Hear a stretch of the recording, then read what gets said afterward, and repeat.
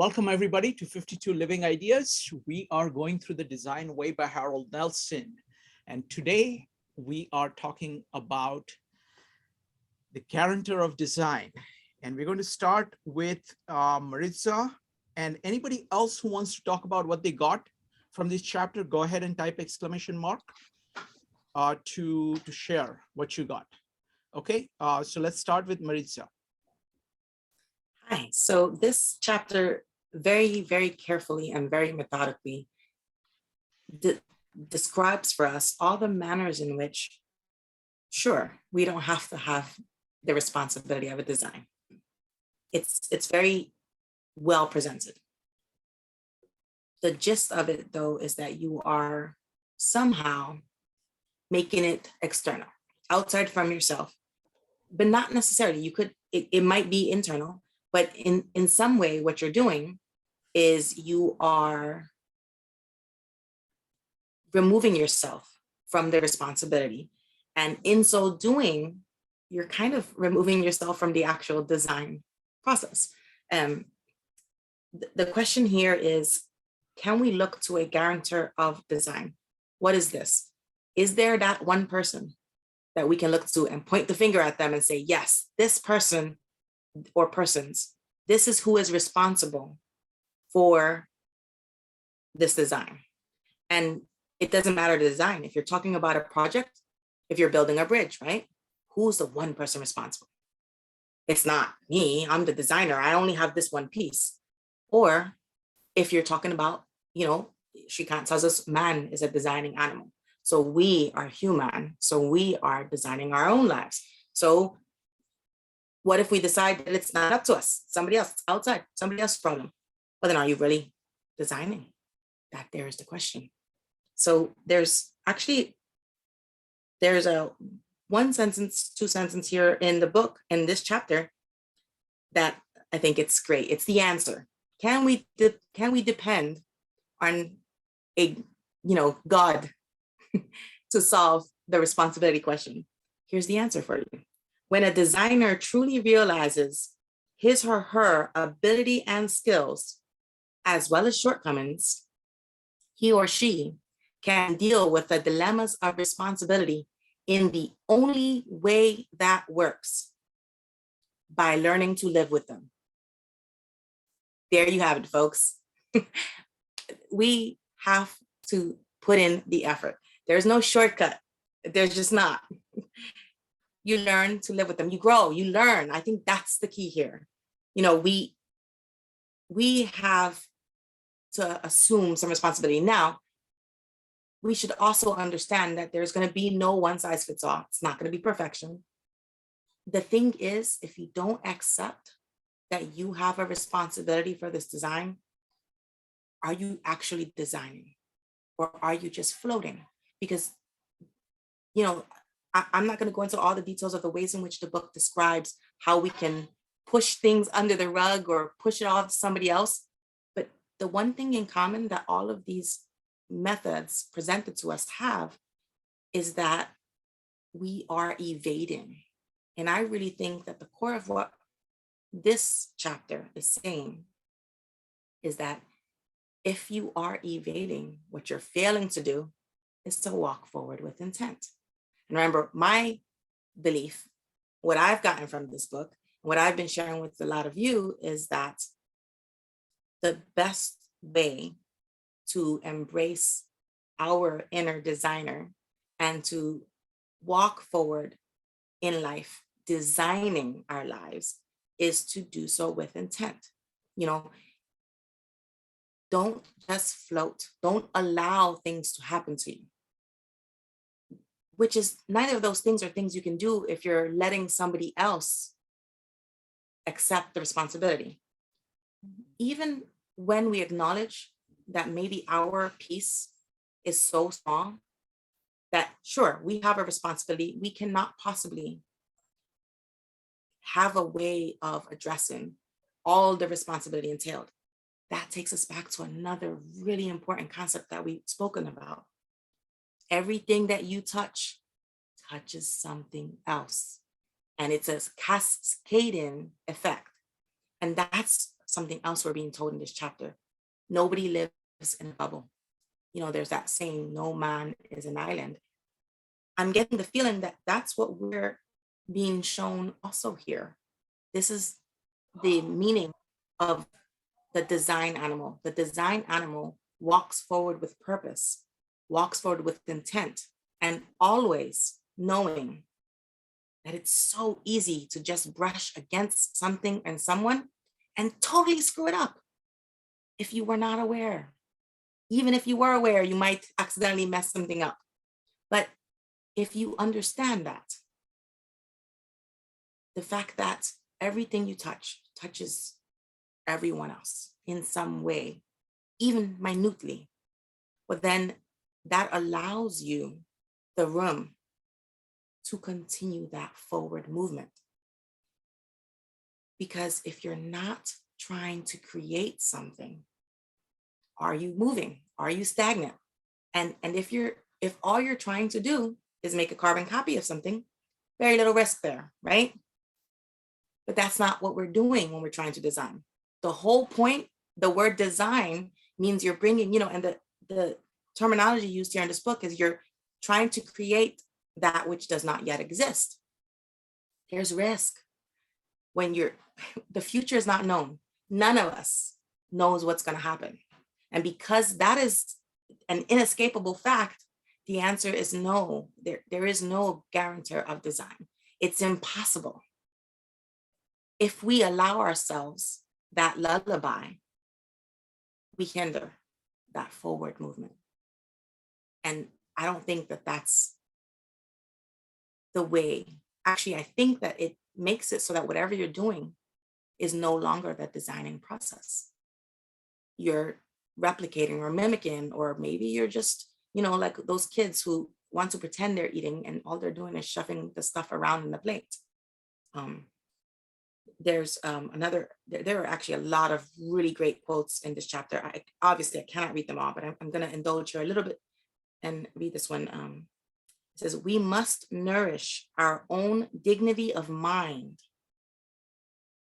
in order to develop the necessary ability to make advanced design judgments at our own skill level within any unique situation.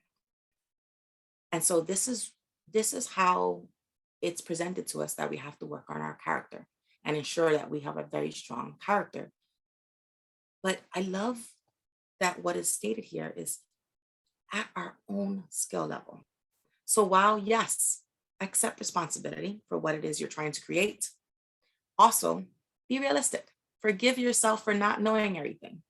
Because I don't think that what this book is saying is that the only way to move forward as a designer is to know it all.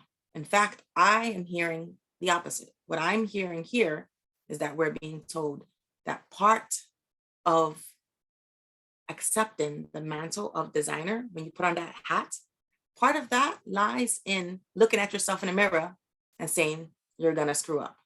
You don't know everything. And that allows us a humility and an openness to entering into this realm of unknown that is the necessary clay for design. And I mean, that's the way I view it. And this, we're also told here that, and this is beautiful to me. It says, when we guide our lives by our own pondered thoughts, it is our life that we are living, not someone else's. And that's the key. That is the reminder here that we're talking about also designing our lives. The reason that you don't want to evade and allow the responsibility to lie everywhere but here is because then, is it your own thoughts? Is it your own life? And that's really scary, to wake up and be able to answer no to any of those questions. And I think what we're being told here is that the design process is a series of many judgments and actions, and judgment and action. And it's an iterative process. And the only way to do that is to accept the responsibility of doing that. even while knowing that you cannot possibly know for a fact that the judgment or the action you're doing or taking is the right judgment. You have to move forward with what you believe to be in the best interest of that design. And the way, and I'm going to say this one more time just because I like saying it, I often say that the best way to improve our community, our culture, a group, a society, improve yourself. This is what this is saying. Strengthen your core. It's like exercise, I don't know if anyone's ever belly danced, but you get better because you have to make the individual muscles in your stomach stronger. And it's the only way you can isolate movements, and you get better at it when you practice. And the part of strengthening your core is not as exciting as the actual dancing part. But when you're doing that, you make the rest of it work better. And that's what I'm hearing here, is that there is no one guarantor of design, but a way to give yourself a higher confidence in the probability that you are embarking upon good judgments and good actions is to take the time to strengthen the individual, the designer. Make sure that you as designer have a good core and a good character. And then that is going to flow invariably in your design process. And that's going to help guarantee for you that what comes out at the end is something that was your desired effect and not something random that happened while you were hiding from the responsibility. Thank you. Thank you. Thank you, Maritza. Folks, go ahead and type exclamation mark to share what you got from this chapter. Next up is going to be Evanik. Evanik, go ahead. What I got from this chapter is really the part about responsibility. And I think when you take responsibility, you take power. So, and coincidentally, when you avoid responsibility, you lose your power, because you take responsibility for what you're putting out there into the world and what you're designing. If you own that design and that design is yours, you take responsibility for it and it gives you power. I think, the one part in the book that I really like when it talked about the intention, and it's like, how much responsibility can you take for the design? And, it was talking about, do you take a responsibility when people use the thing that you design right or wrong? And I say, obviously, no, because then you're attached to the result, as we learned in other meetups. But when you don't take responsibility when somebody uses your design as it's not intended, but you do take a responsibility that the design itself is acting as intended before you put it out into the world. And that is where your responsibility lies. It's before you put this out into the world, is this going to work as intended? So I think also taking ownership of the design, even if you're working with a group of people and you're part of the design and then you step away, you're still advocating power. If you take responsibility for the whole design and you see how your part fits into the whole design, then again, that's powerful for you. And I think when you're talking about in terms of designing your own life, I think of a training program that I took.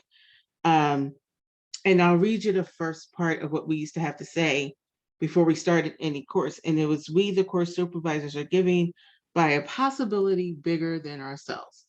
And the second part was talking about we're the cause of transformation to occur. Before anybody else got on into the course, we had to say that every time. It gave us power, it gave us responsibility for not only ourselves, but for everybody in that room and everybody that was coming onto that course.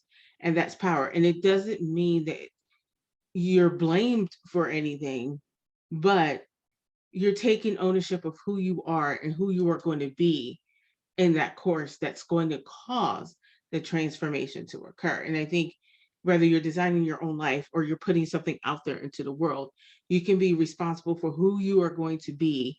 And you can be responsible for how, if the design is going to work as intended. And I think that's where the true power lies. And when I read this chapter, that's what I got. It's like I can be responsible for me, but I can also not take it selfishly and be like, I'm responsible for only me.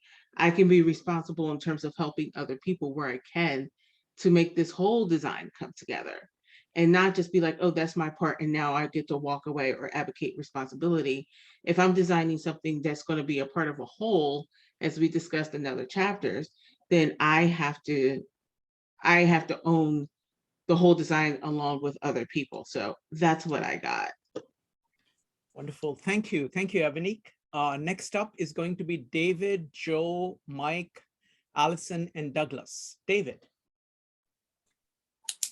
So, yeah, this chapter was quite interesting. And I read it and I was only really thinking about it at one level, which probably was a very superficial level, which was that just, that the grantor, the discussion was centered around the responsibility.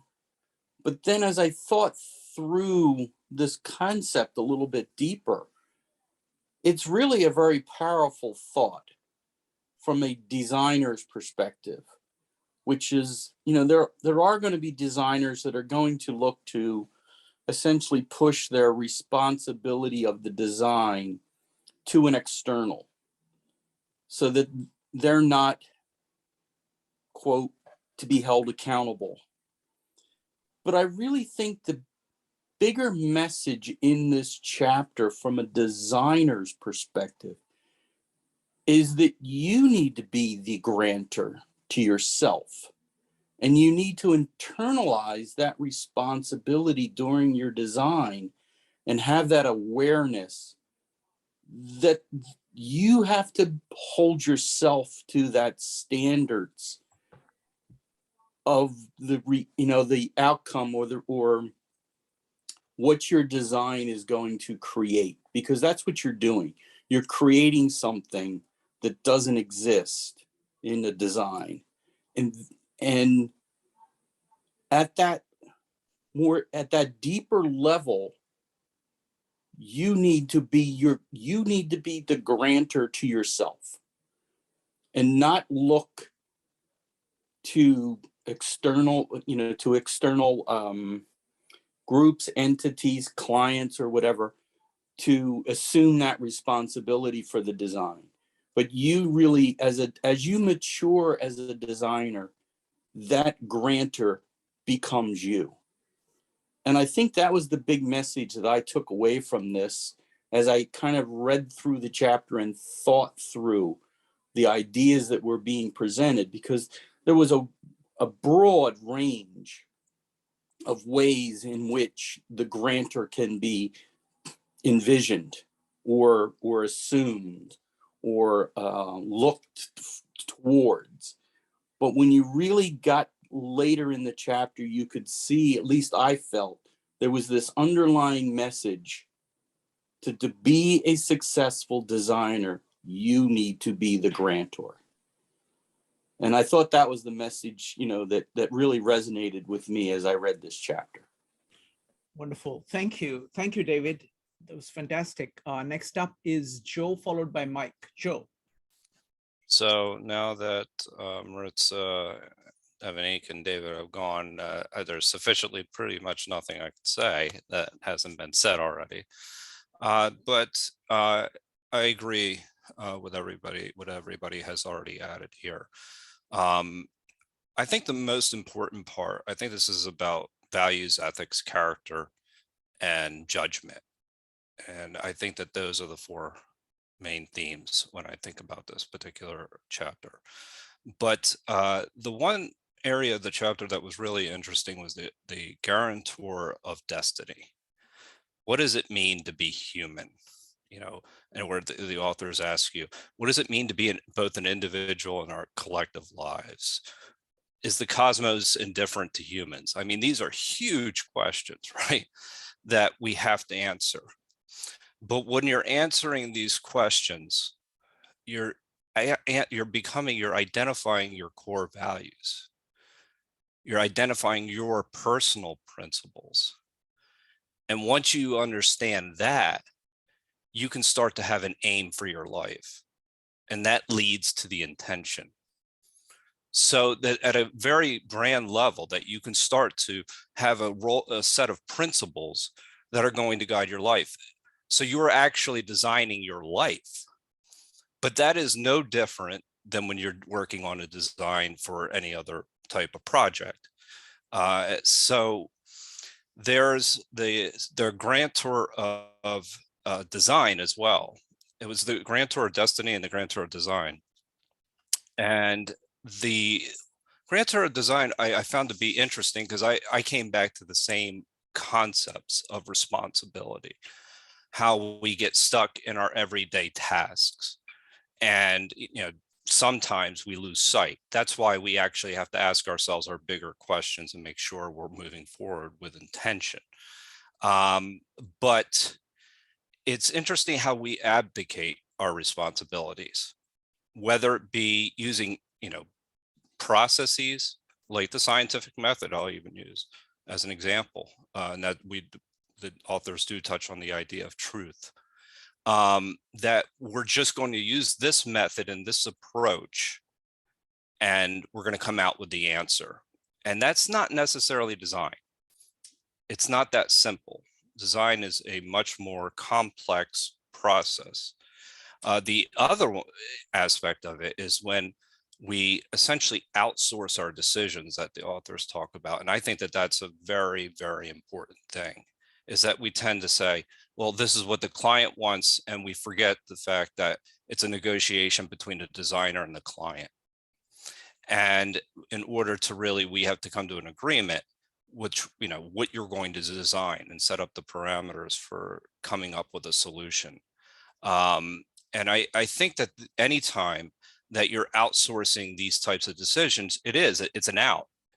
Then all of a sudden you're no longer responsible for, and not only are you costing the client, you're also costing yourself in that process, your own personal individuality. So I think that was very important as well. One of the quotes that stuck out to me was where it said, given our very busy lives, we often want to minimize our efforts and the energy necessary to accomplish things we need done. We try to find ways to make things happen without our complete attention. This is also true in design. Since design is very demanding and basically very personal, it takes a lot of intellectual energy. If we're afraid of doing the wrong thing in a design process, it is only natural that we search for ways to reduce the need for expending energy and personal engagement while attending to this concern. And this is very true. I mean, it's natural to want to come up with shortcuts, but this is the whole reason why you have to actually hone your judgment, and you have to have your values, because your values and your judgment allow you to move forward intentionally. So that's one of the things that actually there's a whole chapter on this in Beyond Order that we covered is, what is it? Notice that opportunity lurks where responsibility has been abdicated. And that was a really interesting chapter. The whole chapter applies to this particular point. And written in the book is, it is a strange and paradoxical fact that there is a reciprocal relationship between the worth of something and the difficulty of accomplishing it. Imagine the following conversation. Do you want difficulty? No, I want ease. In your experience, has doing something easy been worthwhile? Well, no, not very often. Then perhaps you really want something difficult. I think that is a secret to the reason for being, capital B, itself. difficult is necessary. And that's the interesting thing about this. I think that, you know, the idea that that design is a difficult process, understanding that is critical, because it's not going to be the same every time. And they're dynamic problems that you're going to be dealing with, where you won't be able to apply boilerplate solutions to to a problem. So I look at this in a philosophical sense. You can look at how you have your own core values, your personal, you know, your personal values, but even the values that you have for your, when you develop with your client. And this all comes down to, a lot of it is asking good questions. I've found the idea of design character to be really important as well.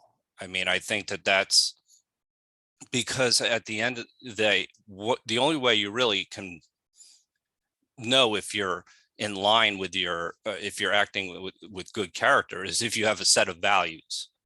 So if you have a set of values, then that gets back to asking some of the big questions the authors gave us to begin with. And what we can do is start to hone our judgments from there, in order to figure out the best way to, you know, to have good habits in making our decisions, and to constantly reevaluate those habits. But this is all very, very philosophical, and it's true. I mean, I can tell you for a fact that a lot of times projects or endeavors fail because people don't think about what their values are up front. They don't define what their values are. And essentially, then the project actually falls offline. You know, essentially, people there, it's called scope creep. Everybody's, you know, doing their own thing. So that's one aspect of it as well. The other interesting part of the chapter was the solution to the problem, was essentially critical thinking. And how do you then teach critical thinking? And I actually thought back to the recent class that I'd taken with Sir Cicero. And there was an interesting quote in there where it says, where he says, "For what in the name of heaven is more to be desired than wisdom? What is more prized? What is better for a man? What is more worthy of his nature? Those who seek after it are called philosophers, and philosophy is nothing else than the love of wisdom. Wisdom, moreover, as a word, has been defined by the philosophers of old, the knowledge of things human and divine, and of the causes by which those things are controlled. And if man lives who would be and if the man lives who would belittle the study of philosophy, I quite fail to see what in the world he would see fit to praise." And the reason I just say that particular quote is interesting is because the whole point of this book is to marry philosophy and science, and it's a return to wisdom. And so then you're bringing these philosophical concepts together so that you're able to ask better questions. And I really think that kind of gets to the heart of what the entire book is about. It's about not using boilerplate methods, about having philosophical approaches. It's about understanding your core values. It's about understanding yourself. It's about understanding your clients. So then you can build the desiderata, and then you can have the ultimate particular. But all of these things are related or interrelated to one another. So I think that, you know, that I mean, that was Massimo's quote that I know he said he was going to nail it on every administrator's door at his university. But essentially, I think that that's a really interesting point, is that I think we, you know, the idea of introducing critical thinking as a solution to the design problem and philosophy and other disciplines, and marrying that more with the traditional types of science and technology, is what the goal of the book is. And I think that is a good way to end it. Joe, that was wonderful. After saying that you had nothing to say, you had most amazing things to say. So that was great. Thank you. Next up is going to be Mike, followed by Allison. Mike. Yeah, that was very good, Joe. I found the material pretty, I don't want to use the word easy, but it was digestible. I got through the chapter with some clear concept, but I also left conflicted. There's a direct quote from the book that says, taking on responsibility can not only be challenging, but also quite dangerous, morally, socially, and politically. And the conflict for me comes from, after reading that, I was able to separate my life into two parts, being a young designer in my 20s on Wall Street, where I was part of a financial design, and then, flash forward to designing curriculum for a second grader. So those are two very, very different worlds. There's profit motives in both, but those are remarkably different. So the conflict, and I feel like I've come to a resolution, is that can I cut some slack to the young designer if he crossed anything morally, socially, or politically, like the author points out? So if I look back 30 years ago at a path that I took, or I guess any of us could do this. So the real takeaway that I pulled was, if you're old enough to have designed in two different areas, can you give the younger designer a little bit of slack for not having the experience or the wisdom that the older one has? So I left conflicted and then feel like it's starting to come back, because I think I can make that distinction between a younger person and a person with more experience. Wonderful. Thank you. Thank you, Mike. Next up is Allison, followed by Douglas. Allison. I was thinking that this chapter was really showing everything that was wrong with 60s architecture, and that like if you're walking down a street, most people walking down a street, they're not looking up, they're looking at the street level. And the problem with 60s architecture and in 70s, and it finally started changing in the 80s, really, with postmodern architecture. But they kept making these gigantic, like almost sculptures that were buildings. But the problem is that they completely ignored the street. And then also they did things like stick freeways, in spots where it would cut the downtown off from the river. So, and it happened all across the country, and, finally they moved away from it. But I feel like what the architects were doing at that point is that really, they weren't designing, thinking about the world that they were creating. They were designing because they were creating a monument to themselves, essentially. And then I think you can apply that to so many fields, because a lot of people make the mistake that they're so busy thinking about creating something that is, really like a monument to themselves and their own ego. And they're not thinking about whether or not the work they're doing is really good for society as a whole. So that's the main thing that I came away from that chapter. Wonderful. Thank you. Thank you, Allison. Douglas, what did you get from this chapter? Okay, I'm glad she mentioned architect, but I'm going to tell you, I'm very depressed right now, okay, from this whole thing, because Larry, who's a friend of mine, okay, first of all, accountability, that was a big thing, okay, and when these architects go ahead and build, like my friend Larry, he died in the Surfside condominium, okay, he was a very close friend of mine. Used to take me to things and so on. And because they didn't do it, the design, okay, was not properly done, because they wanted to look to make things inexpensive and cut corners, okay? And now they're finding the design was completely, they knew what would happen, and so many years later, okay? And it did. It crumbled the whole building, and I lost a good friend because of that. But that's the whole thing about this book. It's about, okay, it's about taking accountability and responsibility and respect to getting, they did that in a hurricane, and they did the hurricane in Florida years ago, Hurricane Andrew, and the houses that made it were the ones, the Habitat for Humanity. The other homes that the rich guys and everything had, they didn't make it. Why? Because again, they didn't take accountability for the design and they knew they were cutting corners. And every time somebody cuts a corner, it costs in the long run, or it's going to come that way. So that's what on the design thing that I saw in the book is it brought back a memory about Larry, who I went to the ball games with and everything else, and is no longer here. He used to take me all the time to different things, and that is a very important thing. How to get people to stand up to the rules of design and do what they know they need to do. Thank you, Douglas. And sorry to hear about Larry. Next up is going to be Charlie, followed by Marco. Charlie.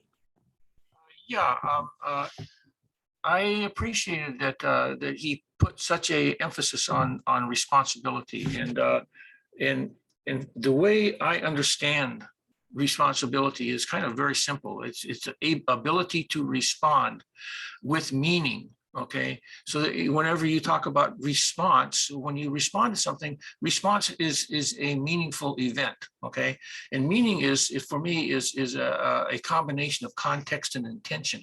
But even for a single person, there's many intentions. There's no such thing as a person who has a single intention in life. Kierkegaard might argue with that, but basically, people are a complex of intentionalities, and then you have a whole bunch of people that are similarly endowed with their own complexes, and so the way I see it is within the larger culture, the meaning of things get contextualized because your culture tries to do that for you. And for instance, in Western culture, the predominant influences are the Abrahamic religions, Judaism, Christianity, and Islam. And they think of a God as a God of law and a God that is above, transcendent, and controlling, and makes the rules and so on. And that attitude pervades the whole concept of responsibility, where responsibility is understood as being in control because God's in control. And if you're responsible, you're like God, and therefore you should be in control of what you're doing. And which there's a different way of looking at this. Okay, that is not the only way to see things. A different way is the process philosophy or Asian philosophy, where you see all of reality as a process, and then you see. You don't see yourself as being in control, because being in control is ludicrous. And so you see yourself as someone who has influence, and then you look at the consequences, the karmic consequences of the actions that you take. And so it's a completely different way of looking at things. And one of the things that is very important to my mind when it comes to ethics in its relationship to responsibility is that it's very easy from a process philosophy to see life as being the ultimate. Okay, in Western tradition, this idea of God as being in control and dominating and manipulative and so on is what's really destroying the planet right now. It's basically, we have these ideas that I'm not going to take responsibility because it's too complicated anyway, so why bother? And but basically, it's this idea of responsibility that you're somehow going to be in control, which is a totally crazy idea. Okay, and so being responsible is you don't rape and murder your mother, because life itself is your mother, whether people want to admit it or not. There would be no life without life. I mean, it's kind of trivial to say that, but we all come from living things. Okay, we are part of the living, being of the planet, whether you call it Gaia or whatever. And so this idea of instead of thinking of being in control, is think of maybe making something beautiful that your mother would be proud of. Okay, and so it's like John Keats in his Ode to a Grecian Urn. He says, "Truth is beauty, and beauty is truth, and that's all you need to know." And from an Asian perspective, that just makes complete sense. It's a way of seeing things. It's a way of seeing responsibility. It's a way of seeing ethics that is very different from the Western point of view. And so anyway, that's all I wanted to say. Thank you, Charlie. Next up is Marco, and then we'll have Jen. Marco. Just a quick point that stood out for me was that aiming for the highest standards in design makes you a better person, and vice versa. Wonderful. Thank you. Thank you, Marco. Jang, are you ready? I know that you have audio issues, so let's see here. Can you go ahead and start? You're putting me in the host, the one without camera. Let's see, where are you? Just a second, I don't see you. Give me a second. One without camera. Let me look for you. GC? No, just sorry. Jen, there you are. Sorry about that. There you are. Go ahead.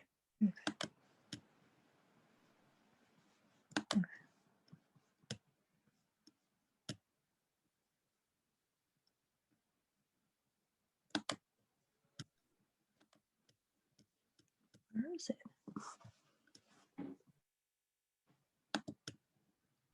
Okay, Folks will here. be starting in just a minute. Yeah, there it is.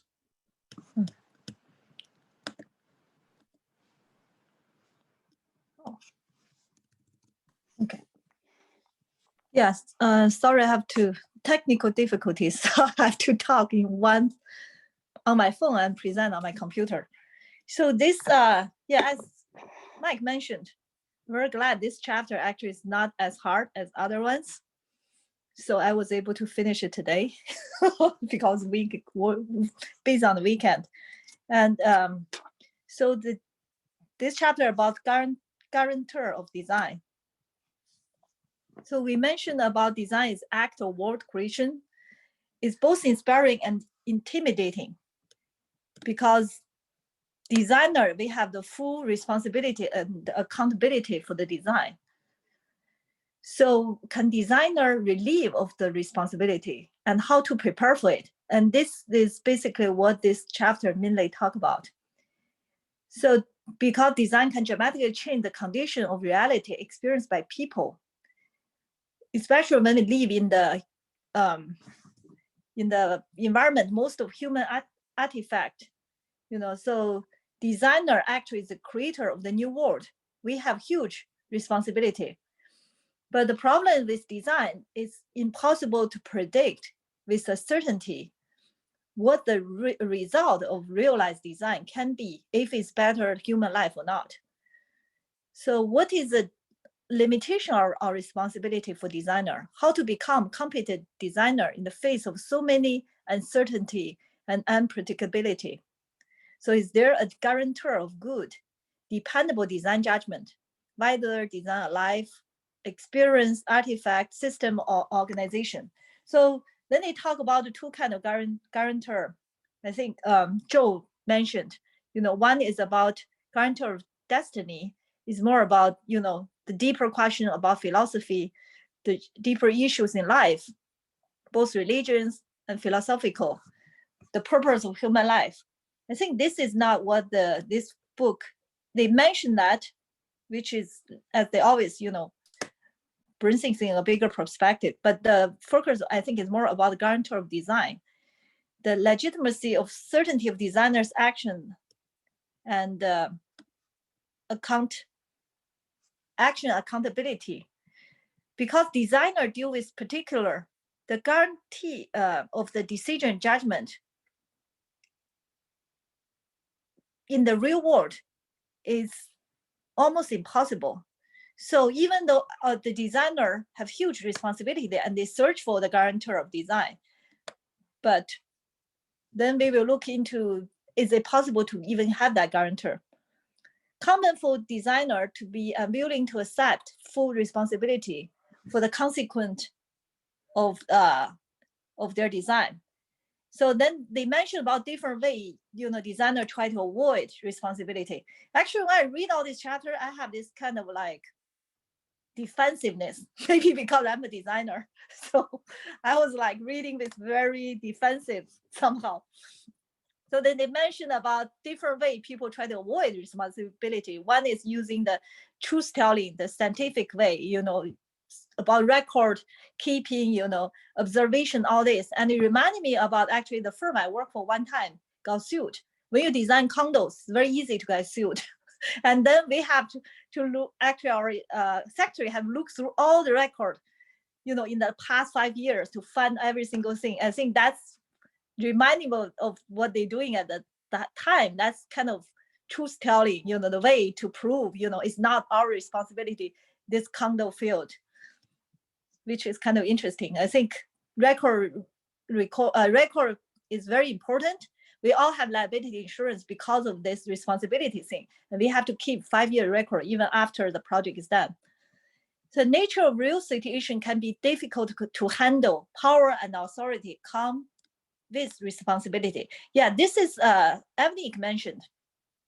I think this is very important. Key is the power and responsibility is all come hand to hand. We usually like power, but we don't like responsibility. that's always the case. And my experience is, if you want to, just like when you're training a kids, if you want your kids to be responsible, you have give them exercise. You have to let them make decisions.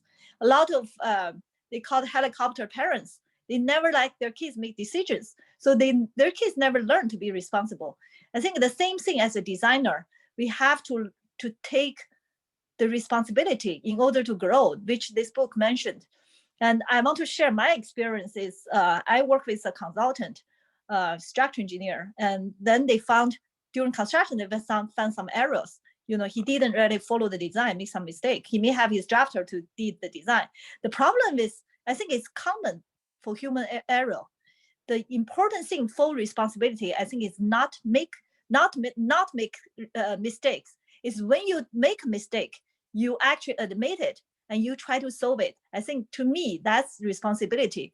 And my experience, both contract me, my experience, like this structural engineer, he's trying to point finger at somebody else. He said, "Why did you check my drawing?"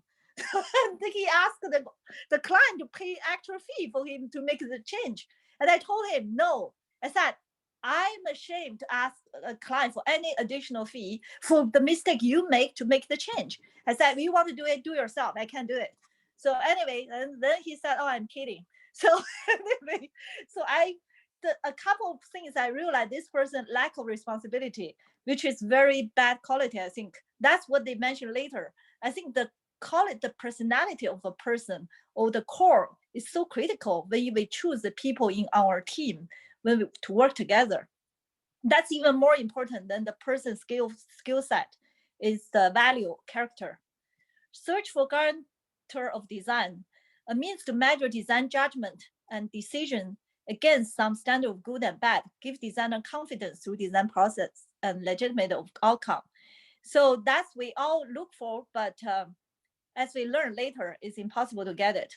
Responsibility account for how one employ power.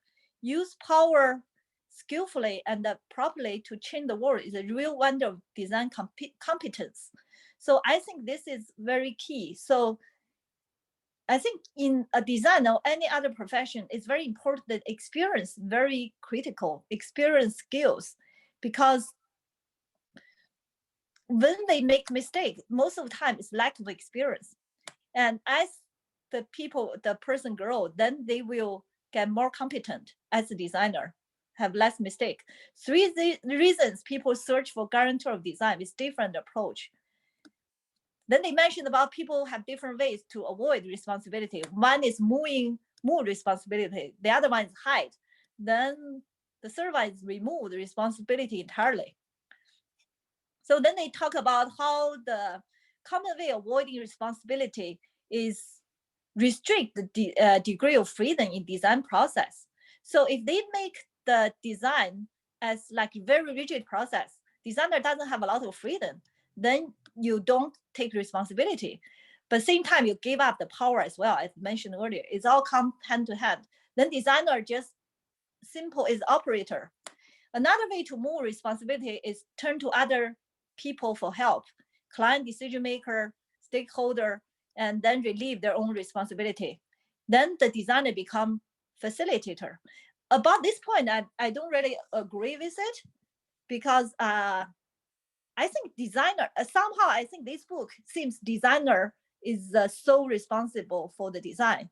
But in reality, is I design house every single day with clients. I'm not the decision maker, because as also mentioned earlier, it's a service. design is a service for the client to fulfill their desiderata. So I usually provide the client with best options I can see. Then they make the decision. And even I warn them, there's a drawback of this design and there's advantage of the design. They have make decision. So when they make decision, they have to take responsibility as well. But so I think that's part I don't really fully agree. Is because I think design is a teamwork. It's not just one person make all the decision, have all the power, then take all the responsibility. Then they talk about the third way is hide responsibility. Then they use like design as intuition or spiritual, so then because all this is so subjective, so it's impossible to hold accountable. Then another way is hide responsibility, a complex administrative vibe of responsibility. Then the designer as a piecemeal designer. So I see this actually happens a lot in garment. When garment tend to use very complicated process to relieve the responsibility of any single person. So that's why it's super inefficient. So design process based on something not negotiable or subjective, truly universal, responsibility effectively removed. Then there's a different way they're talking about scientific method, truth as the guarantor of design, like obey the nature law, which I actually think is not bad. We learned the Dao De Jing, as nature lasts so long. There's a reason nature works. If we design can be good as nature, it's some kind of guarantor to me. I think it makes sense. Belief system provide means that remove responsibility because they design based on some larger beliefs. Then use logic or harsh everyday reality like the chance to be the guarantor of the design. So then all this, then in the end they mentioned there's no guarantor of design. Design creates new reality. There's no given in that process. No theory or anything technical tools can envision what the future reality can be and can be predetermined. And I think there are some kind of guarantor of design. It's the experience, as any profession, just like a doctor. Doctor, I think, have a lot of responsibility treating people's health, even more critical than designer. Because designer, you can make a mistake and maybe ugly, but it doesn't kill you. So it's some people not even notice. I think usually the designer are the one who suffers because we notice all the single flaws of design when we walk in the city. Nobody else even care. So, but I think experience is critical, I think, as some kind of guarantor. So when the client trying to hire a designer, I think client also take responsibility because when you hire someone who's cheaper because they have less experience, then there's more risks they're taking. So that's my understanding. The guarantor design through development of one's own design character, he and her core value and belief. That makes the judgment. So then this talking about what this chapter actually mainly focuses about. The guarantor design is the designer's character and the core value and belief. That's only guarantor of design, not anything else. So designer to be self-reflective individual with full developed character manifests itself through design tasks. Then illuminate designers' value, belief, skill, sensibility, reason, ethic, and aesthetic. So this is kind of like talking about how designers should develop to fully take the responsibility to design. They need to develop all these things. Designer need to accept design responsibility as something integral to each designer's character. So that's the only way the designer can grow, because I work for a lot of firms. When you work for a firm, you don't need to get a license. Even you get a license, you don't need to stamp the drawing because the boss will stamp the drawing. Basically, you can hide behind everybody else. You don't have to take responsibility. And some people I found are very scared of responsibility. They don't want to say, I designed this. They don't want to take the ownership. But there's other people who want to, who want to do that. I think it's very different character. And the good designer seems to have had that strong character to take the power and also come with responsibility. The designer truly realized his or her strengths, weakness, deal with dilemma of responsibility. Basically, there's no guarantor of design, and you have to live with it. And this is kind of reality this book mentioned. Designer need to develop a strong character, make advanced design judgment on one's own skill level with unique situation.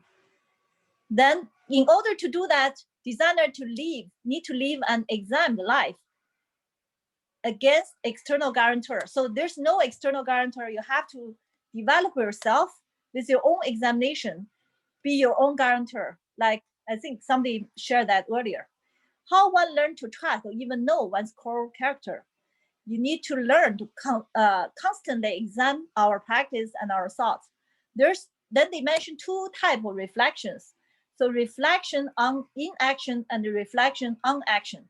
The reflection in action is when we make each decision is or judgment or decision, we have to kind of focus on reflect on each decision making.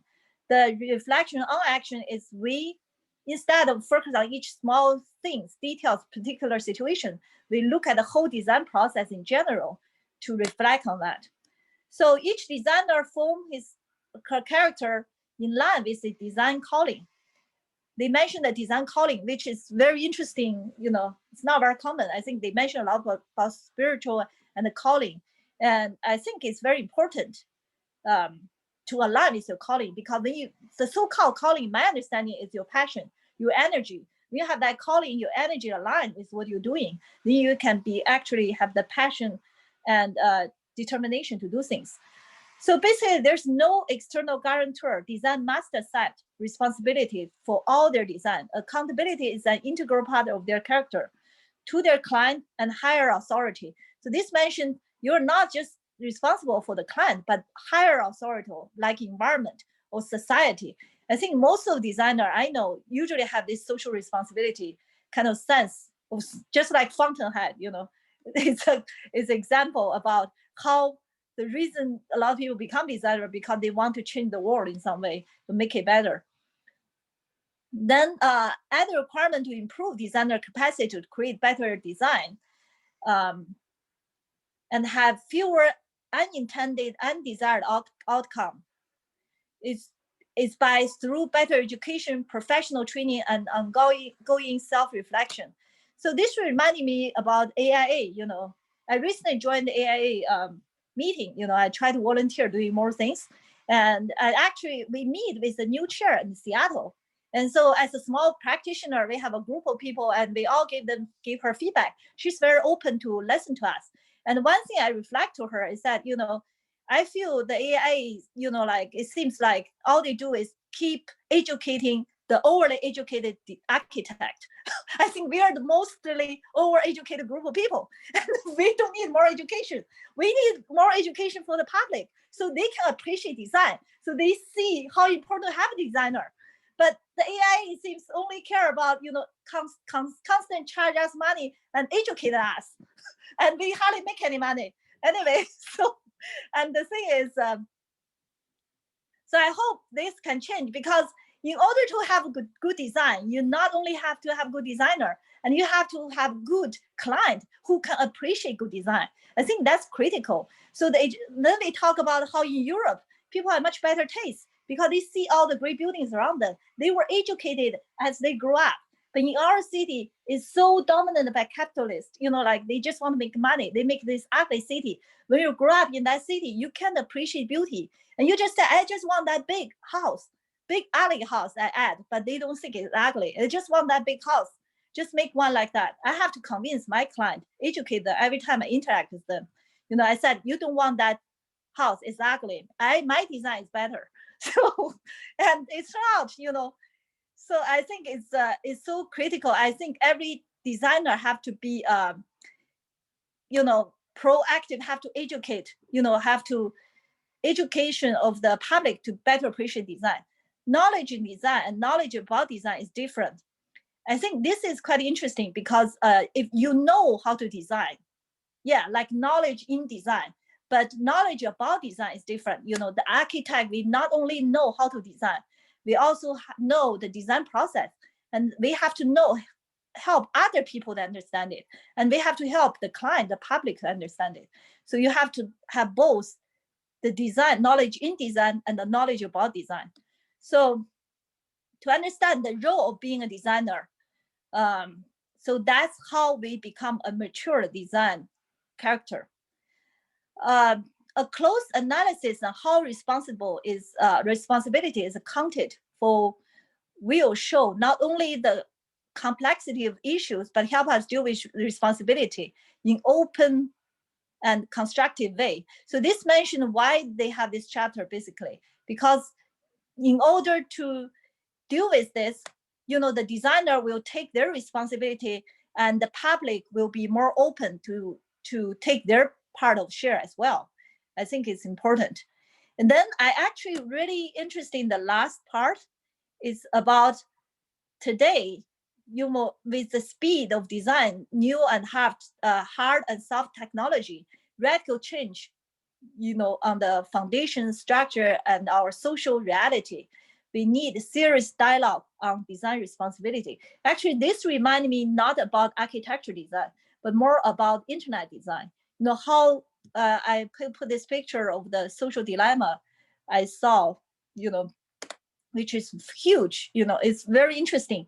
The people, the designer of the Facebook and all the other program, they actually reflected on how the program they created have all this impact in the society they didn't foresee. And they see such a negative impact, and they actually come together to show the public how they negatively impact controlled by the AI system or database on the background they have no idea about. So I think that's actually, this is even more important thing, I think, for us to discuss. It's not architecture. Architecture is such old tradition. You know, I wish they have more impact, but it doesn't. I think that today the most impact design is not architecture, it's more the software, the virtual world, the internet. So I think we really need, the designer of the internet need to take responsibility, because there's so many problems with you know, like kids addicted to gaming, all this stuff, and they have, it's just like it's negative impact on society. And who's taking responsibility? And nobody, you know, all these high-tech people. I even have this idea. I think high-tech people need to pay a higher tax to put in the mental health department, and then they can really help the people who were negatively impacted, help them to recover. You know, I think this is something we really need to focus on, the responsibility of the designer of the internet. That's all I have. Thank you. Wonderful. Thank you. Thank you, Jen. So today we are going to do, this is going to be the, you know, second last meetup in this series. So in the breakout rooms, they're going to be facilitated by Evanique, Maritza, and Joe. Please talk about what have you gotten from this book. And when you come back, there are two things. One, talk about what you've gotten from the books, I mean, you know, book to the whole crowd, and you can put a question on the table for Harold. Okay, so let's hear about what, so discuss this in the breakout rooms, and then come back and discuss it with, you know, after. So your discussion in the breakout room is like the dress rehearsal of what you want to, you know, put your thoughts together, and then speak it again for everybody of what you got from the book. And then you can ask any question you want to, you know, for Harold, and he will take all the questions. He will answer all the questions next time. All right. So Joe, Maritza, and Evanique, is that clear? Or is it confused? Okay, very good. Very good. Okay, perfect. I'm starting the breakout rooms now. They'll run for close to about 25 minutes. Okay, starting.